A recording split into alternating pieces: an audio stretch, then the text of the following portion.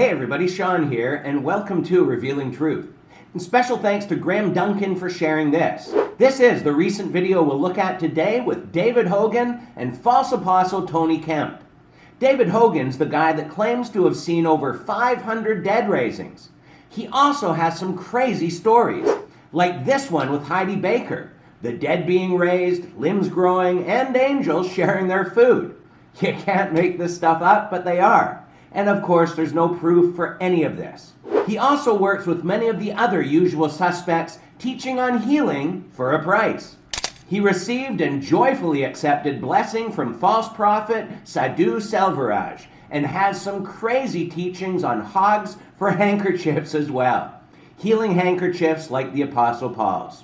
And as for false apostles, Tony Kemp is kind of a special kind of guy.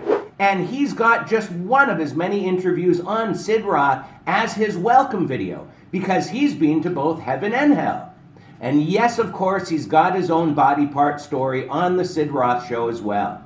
So now that we know a bit more about these two, let's hear what they have to say. One of the times when I was taken to heaven, I wish I could go when I wanted to, but I can't go when I wanted to. I got caught up. But why can't you go to heaven when you want to? People like Justin Paul Abram and Katie Souza teach how to do this.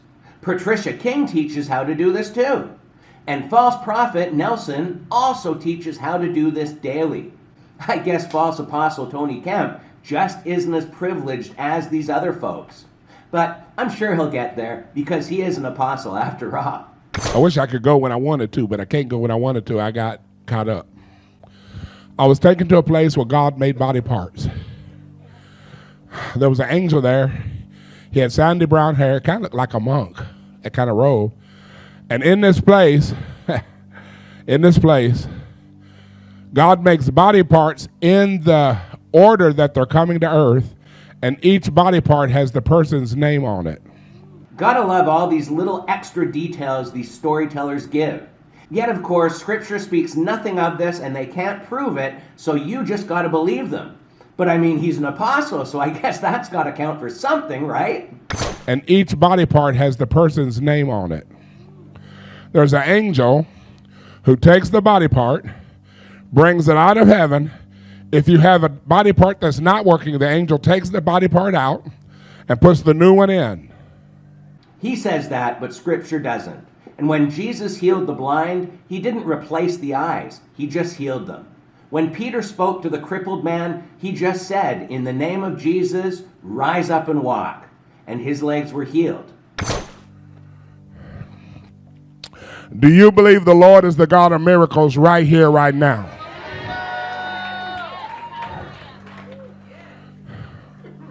Now I'm going to show you. Ha, ha, ha, ha. I like this. You like what? Lying to people in God's name? Ha, ha, ha, ha. I like this. Put your hands down. Are you ready? Okay. Gordana, you remember we talked about that aggressive military angel called Breakthrough? He's here now. I've heard about this breakthrough angel before. Yes, that was Patricia King and the breaker anointing. Now, I didn't put this next clip together and wouldn't do something this out of taste, but it is kind of funny when she's talking about this breaker angel. I'm very excited to share with you today about one of my favorite topics. It's the breaker anointing. If you don't give the breaker anointing, how will we ever break into it? We need so much increase to make that happen. So the breaker anointing, whoa, whoa, whoa, whoa, whoa, ooh. I don't often get visited like this during a film shoot, but I'm getting visited right now by the breaker anointing, and the Lord just told me that even though he himself is the breaker, he's assigning a breaker angel to our ministry right now. Oh, whoa, whoa, oh, wow. I can feel its presence and its power right now. And I'm not going to stop the camera just because this is happening, because It's amazing. Wow, whoa, whoa. Well, I looked up the word breaker in the Hebrew lexicon, and here's some definitions. It's so cool. It means to break or burst out from womb or enclosure. To break out violently upon. But I impart it to you who are watching right now too. Whoa! That you break open through. In the name of Jesus, I ask for the dispatching of this breaker angel that's just come into this filming right now. That breaker angel and the company of breaker angels get released to you in Jesus' name. Whoa! Whoa! Woo! It also means to use violence and to burst open, to spread and to distribute. Does that sound like the gospel? We have the ability to break it open. This anointing filled the whole room, and I got the jolts, and whoa, could feel the presence. Whoa, could feel the presence, just like I am now. So I was so excited. He said, I'm going to call them the breaker team. And he said, also, he says, and when they sow into the ministry as partnership, because I'm giving your, because I'm giving, he is the breaker, and if he's your king, he's your breaker. But but in Jesus' name, I release the breaker now. Whoa. Thank you, Lord. That was a breaker anointing that showed up, and it's being assigned to our ministry right now. And So wow, that's quite the anointing. The breaker angel. And Tony says he's there with all of them right now. I hope he doesn't have the same effect he had on Patricia King, because that's a lot of people in that very small room. I'm going to show you. Do not pray. Don't pray in your head. Don't pray at all. Don't pray at all? This is more like Hinduism or New Age. Don't think. Just open your mind. When Scripture says to pray in the Spirit at all times. Don't pray in your head. Don't pray at all. Close your eyes. It is written, you shall decree a thing and it shall be established. And this is yet another classic example of eisegesis and taking one verse to mean something it doesn't. He's using Job 22:28 and saying that if you decree it, it's going to happen. But we know God alone decrees the supernatural. Here's a better wording in context of that passage. When you commit your plans to God, He will illuminate your path and fill every step with meaning. And if we look at cross-references to this verse, we read the same concept. That if we commit our works to the Lord, then our plans will be achieved. This is about God, not decreeing healing over yourself. If you delight yourself in the Lord, He will give you the desires of your heart. Commit your way to Him, and He will do it.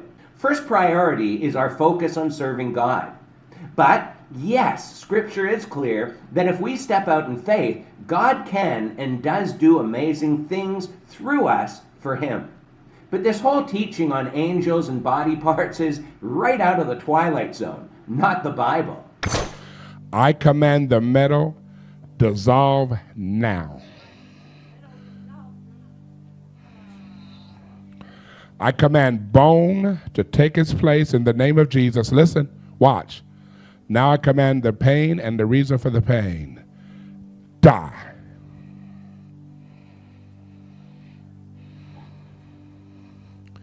When you feel discomfort starting to leave, raise your hand. Jesus is doing the creative right now. As soon as you feel it, raise your hand toward heaven.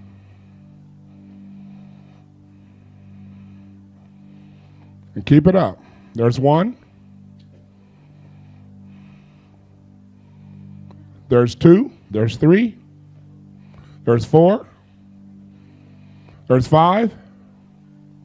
There's six. Just wait 60 seconds. That's a really relaxed crowd for a bunch of people that are having metal removed from their bodies and bones being built back up. Not one person is so amazed by their miracle that they're even saying a thing. What a shame. This really is just a bunch of Benny Hinn-style placebo healings like this one. Whoever your pain is 80% to 100% gone, wave at me right now. Keep waving. Keep waving. Wave your hand high. I'm telling you, Jesus is doing it now. The rest of you going up 50, 60, 70%.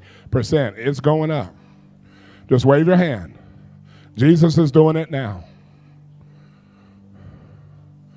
Just keep waving your hand.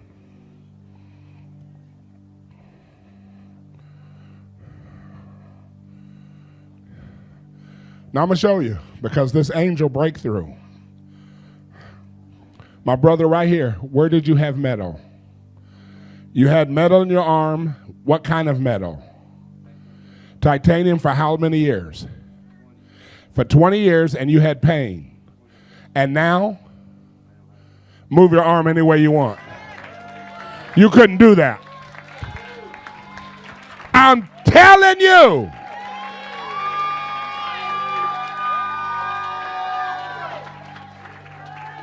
I'm all for praising God for the smallest healing, even a headache, if it was a true miracle. But what we just saw was nothing special at all. If that guy had titanium in his arm that was hurting for years and now suddenly the pain was gone, I think there'd be a little bit more reaction. And according to Mr. DeCreer, the metal was supposed to leave too. So now all we need is an X-ray and we can confirm this miracle and that the metal left. Otherwise, I'm chalking this up to another case of hopeful expectations followed by a placebo healing for the pain that'll probably return, like we've heard of happening so many times in past occasions.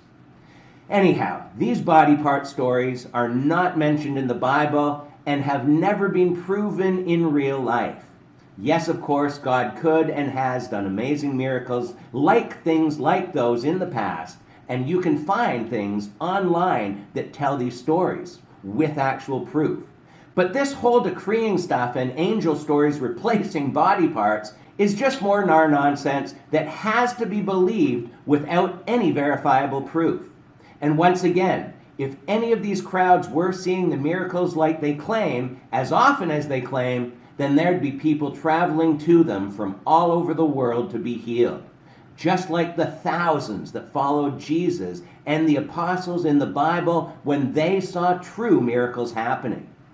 Unfortunately, today we just have thousands of deceived people going to faith healer meetings with hope that usually results in disappointment.